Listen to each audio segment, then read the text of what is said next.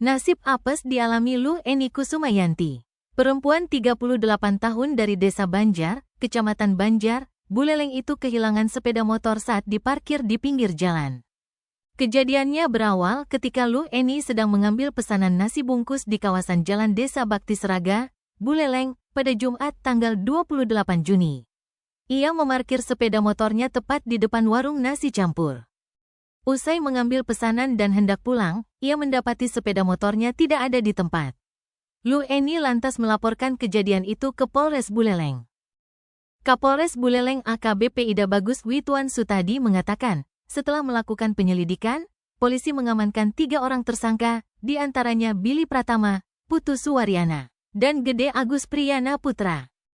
Saat melakukan pencurian, Billy bertugas sebagai pencuri barang secara langsung. Billy dibantu rekannya Putu Suwaryana yang bertugas mendorong sepeda motor yang dicuri. Selain itu, Putu Suwaryana juga bertugas sebagai tukang gadai. Atas perbuatannya, 3 pelaku disangkakan pasal 363 KUHP, yaitu tindak pidana pencurian dengan ancaman penjara maksimal 7 tahun. Polisi menghimbau masyarakat yang kehilangan sepeda motor agar segera mendatangi Polres Buleleng. Masyarakat tidak dikenakan biaya apapun dan diwajibkan membawa surat-surat serta identitas diri.